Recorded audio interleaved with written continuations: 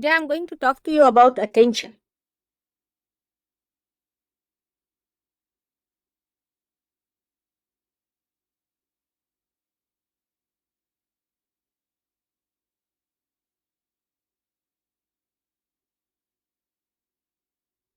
What is attention?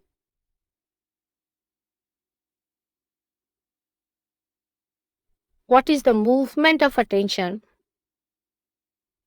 And what are the ways and methods of raising our attention? Keep it in broad ways, all right?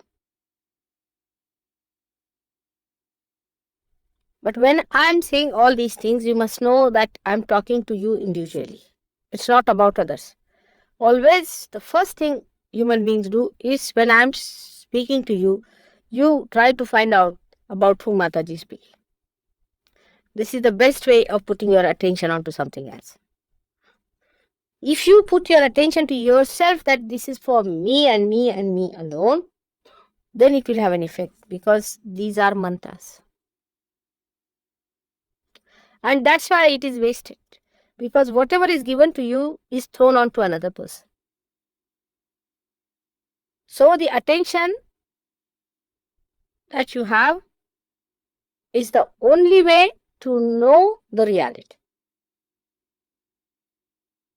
Your own attention is important, not the attention of others or your attention on others. This must be clearly understood. If you understand this point that the whole thing is to be consumed by you through your attention to raise yourself to a higher situation, it will work out. Otherwise, it is like giving food to you and going to another person who is getting nourished while you are getting nothing. And that person also may not be able to get nourished because he doesn't know that you are throwing it to that person. So today, as I am going to speak to you about attention, you should know that your attention should absorb all that I am saying. It is not meant for anybody else. You better sit in thoughtless awareness. That's the best way. So that it goes into you. Otherwise, it's like a lecture, That you listen to me has no effect. Every lecture will transform you. Because after all, I am speaking. But because you always think of others and you think of your problems all the time, something nonsensical is going on about which you are worried, and the attention is so overloaded that whatever is said to you doesn't go into you. So just now utilize it by being attentive and knowing that all these nonsensical things have no value. It's your attention that has to come up and has to grow.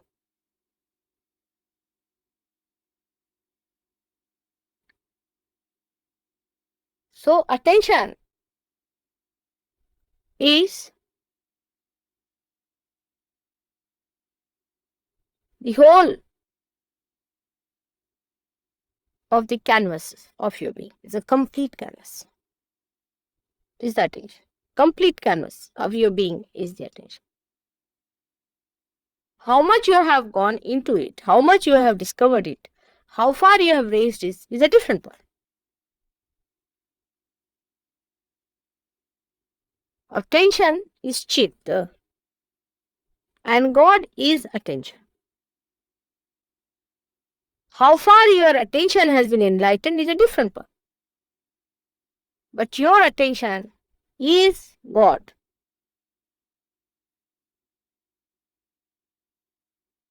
If you become enlightened to that extent, it is like a canvas. You can say it is like a canvas which is spread out for a film. Whatever aptitudes, or you can say the drags or movements of your attention has, shows on that canvas. I don't know what is the word for vritti in English language.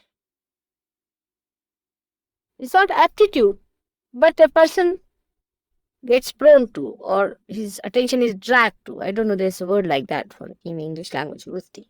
Can you suggest anything? So, our attention It's just a pure, completely pure canvas, and is acted upon by the three gunas we have to begin with. And the three gunas come to you, as you know, one from your past, one from your future sense, and one from the present.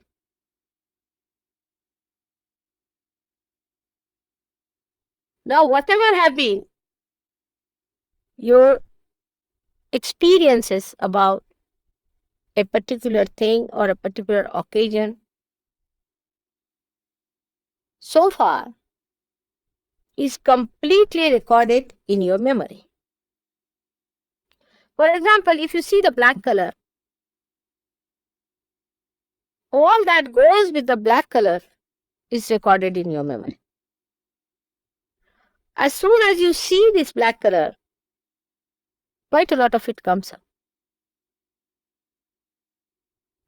That means as soon as you see this with your attention, the attention gets muddled up, or you can say the attention gets colored with all the memories about this black color. And then your action takes place according to the way your attention is affected.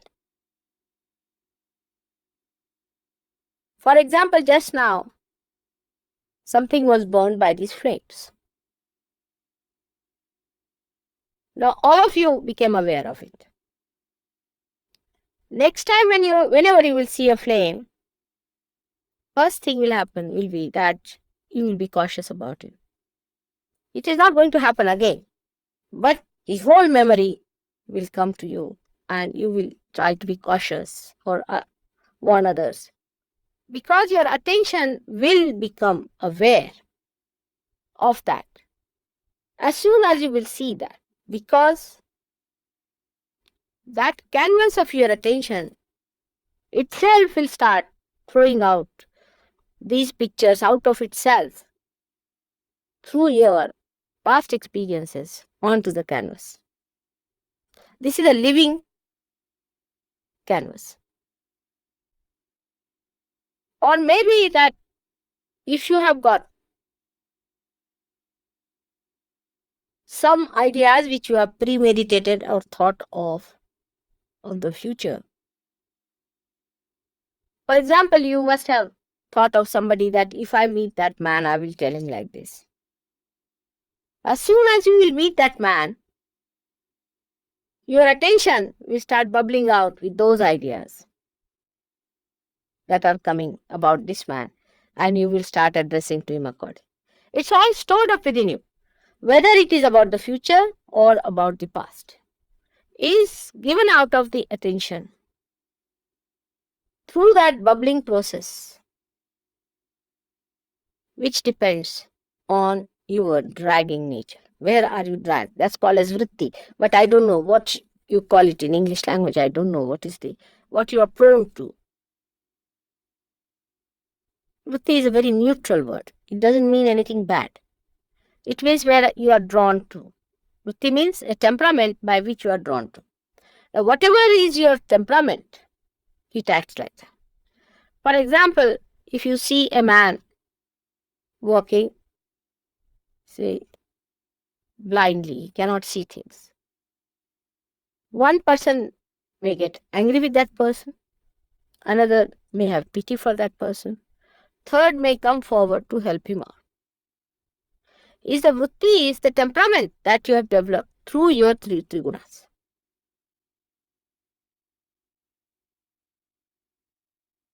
That's why this attention becomes identified with you. And when you are identified with this, your vritti, your temperaments, then you are still in a misidentified area. Let us take a case of somebody who has been possessed with. Now coming to Sahaja Yoga, his possession goes away. But the memory remains in the brain that he was possessed. And the memory is stronger in a person, left side is stronger. Then that memory lingers on. And as soon as that person comes in contact with anyone which has got something to do with the past possession, it clicks. And the whole thing starts coming into you, bubbling out, and you think you are again possessed. It is the memory which gives you, it's a myth. It's the memory that tells you, oh, you are again possessed. Because your left side is weak means you always live in your memory. Your memory is stronger than yourself. If you could make yourself stronger than your memory, nothing is then possessed.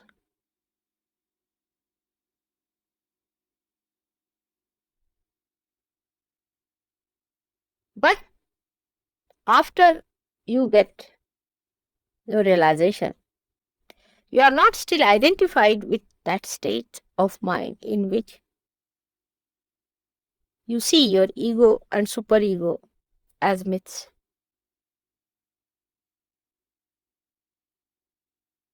Still you get caught up into your ego and superego. And that's why your attention is still in a mess. In a pure, simple way of attention in an innocent child, he sees everything in pratyaksha, means in actual experiencing of something for a child, because he has no memory. So he'll have to burn his hand to feel that this burns. He has to touch something cold to know that it is cold. His memory is not yet built. So into the actual experiencing of it, he lives. But that actual experiencing becomes memory. And once the memory is built up stronger, the whole personality is affected by memory. All the conditioning of all kinds come through that. Your reading, even the whole atmosphere can come to you. You see, sometimes you smell a particular soap, or say a rose, you smell it.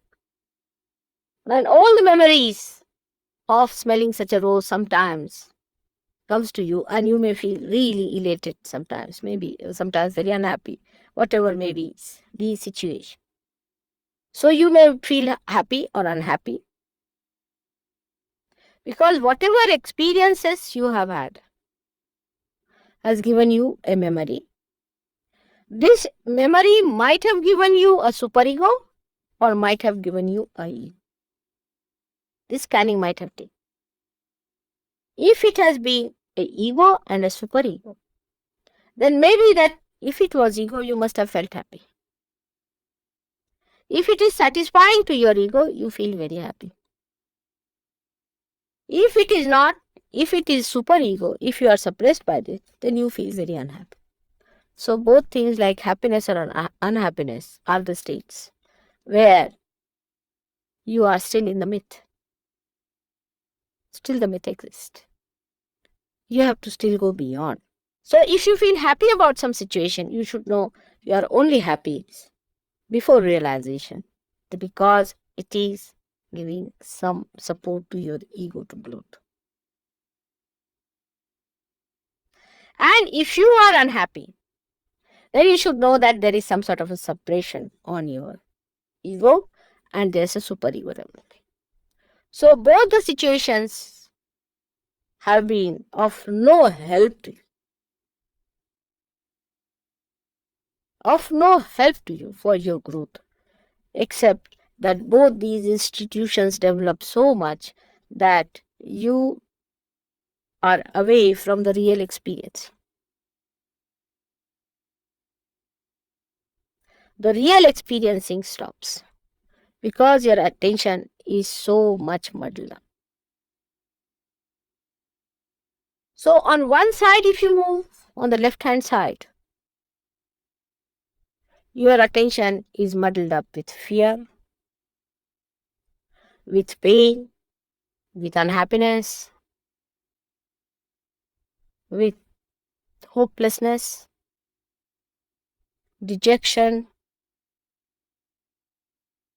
The other side, if you indulge too much onto the right hand side, little bit also, you start getting elated, excited,